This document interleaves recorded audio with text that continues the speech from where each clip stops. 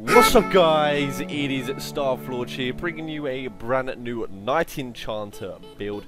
One class I usually don't enjoy that much, but going into this build I'm actually finding quite a lot of fun with this Knight Enchanter, and of course it is absolutely unkillable. Now this is a very high level 28/27 build, but don't worry, it can really quickly be brought down to lower levels for you that aren't at that high level, and to be able to still be just as effective. There's quite a lot of things you can take out to be extremely low level and do alright with a Knight Enchanter build, which I will show you later after we've gone through the full late game build. First we're starting off in the Spirit Tree, picking up a barrier basically for those tight situations and mainly against boss fights and also engaging into combat.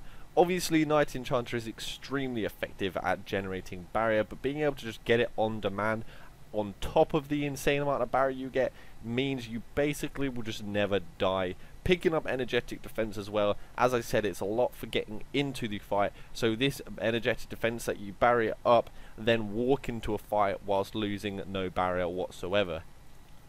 Going into the Storm Tree, going full down the right to the bottom, getting Energy Barrage, picking up the Energy Bombardment so we can get that little bit of extra damage on them. Taking Conductive Current, really nice if you're low on mana, and especially if you just Spirit Blade spam. A lot of the time that spamming comes at the end of a fight when you're very low on mana, and so this Conductive Current gives you a bit more damage boost when you are just doing that Spirit Blade spam. The Static Charge to get down to Static Cage, however Static Charge is extremely useful when you are trying to cast something like Energy Barrage or just anything at all and you get knocked down by any of those annoying melee mobs and then they just get shocked and put in place. It's so useful as a mage, this Static Charge. Then going down to Static Cage, obviously picking up the Lightning Cage, which means whenever we deal damage to them, they will take 50% weapon damage, and this just pairs extremely well with things like Energy Barrage, Spirit Blade, and just this build, which late game, when you've got the entire thing, can absolutely shred through enemies, just constantly dishing out damage. Next, going into the Inferno Tree quite a lot here, taking Immolate literally to get Flashpoint, extremely useful. Once you land that crit, it means your next cast won't trigger a cooldown whatsoever. This is extremely effective to use on things like Fade Step, Energy Barrage, and Static Cage in this build. Fade Step means you get more mana. Energy Barrage, if you've already got a Static Cage down, means you can get a ton of damage from that Static Cage combo with the Energy Barrage. And then it's also really useful on Static Cage to put it down, use all your spells, and then Fade Step, and then you get that Static Cage back up again as soon as your next one's down, so you have a longer Static Cage. And then again, it can also be useful for things like Blizzard keeping up more CC or barrier getting more. You get the point. Getting Clean Burn. Your spells burn away ambient magic, and this basically means whenever you cast a spell, every single cooldown that you have is reduced by 1. This is extremely useful on KE, and I would say it's a pretty much must on any KE build, because you are spamming the hell out of spells as Knight Enchanter, and this basically just means all of your cooldowns seem to be like a rogue, nearly constantly up all the time. So many times in this build playing it, I'm just in combat and then just suddenly all my spells are back. It is extremely useful. Getting the Pyromancy literally just to get down to Chaotic Focus, which means when we cast our fire spell, which is obviously going to be Fire Mine, we take 50% of our barrier, which we're constantly gaining, to then greater the damage of our next spell. Basically our Fire Mine is going to do a lot more damage with this, and because we are playing Knight Enchanter, we've got that barrier whenever we want it on demand, means this 50% loss whenever we cast the one Fire Mine, it's not a problem whatsoever. Going into Fire Mine though, that 1.6k weapon percent damage, also picking up Flaming Array, which means it has a 0-second activation delay. I'm pretty sure most of the time you put it down and it just blows up. But then obviously it can do 1, which is frustrating. But anyway, picking up the Flaming Array, because obviously we're going to be right in their faces, it lays down 3, and if you are against any kind of bosses or just melee mobs that are being a real pain, and being on Nightmare and Trials, there are those mobs you're not going to be able to kill very quickly, especially if they're elites, so you can make them train through Fire Mine and just get all 3 mines to pop off. Next, we are going into the Winter Tree again, massively into this. This is why this is such a late game build, but also can be reduced, because there are a lot of spells that we've got which are just at the end of the tree, which obviously we can just remove and then just have a lot from the start of the tree.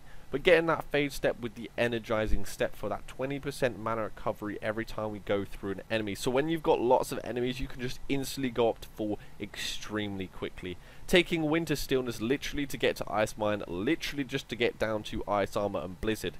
Now, Ice Armor is amazing. It means whenever you have a Blizzard down, you're going to get this 50% reduced damage, and with Blizzard we are taking the Winter Winds. So basically, whenever you Blizzard and you're standing near or in that Blizzard for 10 seconds, you will have 50% reduced damage, which is absolutely insane. It's crazy. Reduces all damage you take by 50%. This is absolutely everything. Ranged attacks, melee attacks, mage attacks.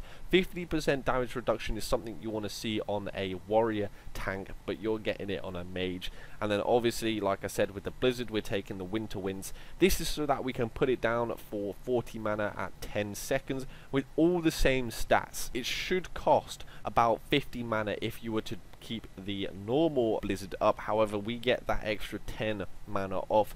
Now going into the Knight Enchanter tree lastly. Starting off with Spirit Blade, of course, that insane damage bonus versus Guard and Barrier, so you always want to use it when people have Guard and Barrier up. But then taking the Amplified Blade. Spirit Blade can gain up to 99 charges, basically just to deal more damage. What this does is just means you generate it more quickly when you deal damage to targets, and then when you hit one target with a Spirit Blade, you dump all of those charges for that extra damage. This usually pairs well with if you've got high charges or nearly all charges, you hit them, then Energy Barrage, and then as soon as the first Energy Barrage hits them, start spamming Spirit Blade, and you get a lot of damage from this Amplified Blade upgrade. Then going into Fade Cloak, duration 2 seconds, cooldown time of 10.8 because I have some reduced cooldowns, and then cost of only 20 mana. And we're taking the Decloaking Blast, which is spirit damage of 1000% weapon damage. Now, spirit damage, I want to point out, barely anything has resistance to spirit damage, and you're getting a 20 mana cost 1k spirit damage spell. It's absolutely ridiculous, and with Clean Burn you are able to pretty much Fade Cloak constantly about every 5 seconds or so, sometimes even quicker if you're really good at comboing for the Clean Burn. Now this is extremely useful, and you pretty much want to use it every single opportunity you can. The only time I would say don't use Fade Cloak is when you know you're against a heavy CC target. Another reason why Fade Cloak is so useful is it actually gets you out of CC, and this is extremely useful against bosses and dragons, because if you get knocked down as a mage, yes, with this build you will be able to gain armor and barrier, which I'll be able to show you later, but the fact that when you go down as a mage, you can be in the position where you just get absolutely obliterated, and now Fade Cloak just completely counters that by allowing you to just pop it and then get out of those problems, and also you are briefly invulnerable, which is extremely useful. Taking the Veiled Riptoes, so any damage you take while you have barrier on, 20% of that damage will go back to the target. Very effective against bosses because obviously they do a ton of damage, so 20% of that big damage will be targeted back straight at them, and it's just generally nice when there are a lot of mobs, and especially ranged mobs, being able to kill them without touching them is really useful.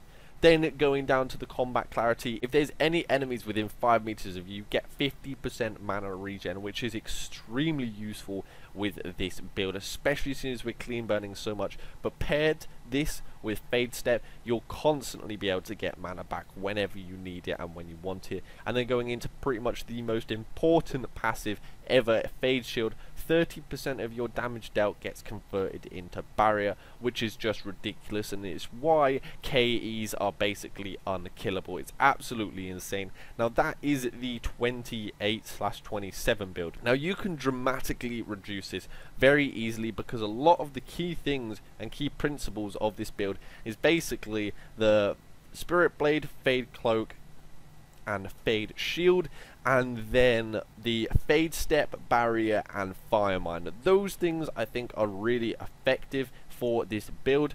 Obviously things like Energy Barrage are really helpful, Blizzard and Static Cage are two things I would say, if you're not that high level, throw them out first straight away. So, if you aren't the high level of 28/27, if you're human, you can knock out all the way from Blizzard to Winter Stillness and literally only have Fade Step with Energizing Step in the Winter Tree. Then if you go to the Storm Tree, you can take everything up to Conductive Current out, so you only take Energy Barrage and Energy Bombardment. Now already with these changes, you're already down to a 19/18 level build, which is, as you guys should know, not an extremely hard level to get, so that build is very easy to get. And then if you want to take it even further back, I would just suggest removing Chaotic Focus and Clean Burn. Yes, they are extremely useful, but they are not the necessity to the build, and without all of those, with that lower level builder, you will be absolutely fine. Let's quickly get into the gear before we show off the combat, because usually I show the gear at the end, but I want to show it at the start. All of this is available in game, and then the weapons and armor are just all crafted. So as you can see, my staff is the Encore staff. We've got 14% attack, 101% crit damage bonus, plus 22 magic, and then the Encore comes with a chance to sing an offensive buff, which is usually extremely useful. And then we put plus 25% spirit damage, because as I said before, not many things resist spirit damage. Then for our armor, we got 22 cunning for that crit chance, 22 magic, and 212 max health. We don't have any sigils in this. And then with our helmet, we have the Shrewd Cap, 37 armor with plus 20 cunning. As you can see, both the armor and helmet are trying to maximize as much cunning as we can for that crit chance. The neck we are going is literally the reason we can gain any guard. It's got a 10% cooldown modifier, which is why you saw some of my cooldowns were lower. You have a chance on hit to taunt any enemies, and taunt has the effect of giving you guard. So whenever you taunt enemies, you will be gaining guard, and with that huge barrier that you get, usually you'll be able to stay at 100% barrier and 100% guard at all times, which is insane. And then obviously you get even more mana regen, which is again just absolutely phenomenal. Going with the bind, that guy's 10% crit chance, as you could tell, going for that crit chance in this build, so we're at around 50%. With all of that crit damage bonus, it's really useful for dealing out some damage when we need it. Then the superb ring of crit chance, another 10% crit chance there. And then the last ring, Ring of Doubt, of course. Can't make a mage build without Ring of Doubt, really. It's so overpowered, and that is it. I hope you have enjoyed this build and this video. Extremely detailed, a bit more detailed than normal. I really wanted you guys to understand this build and show you a bit more of the gear behind the build, and then I'll be making a combat video with a lot more explanation into that. It'll be longer clips than usual, so that you guys can really see all of the combat and hear my rundown of what I am doing and why I am doing things for this build, especially being mage, where it's not all about just one-shotting your enemies as quickly as you can.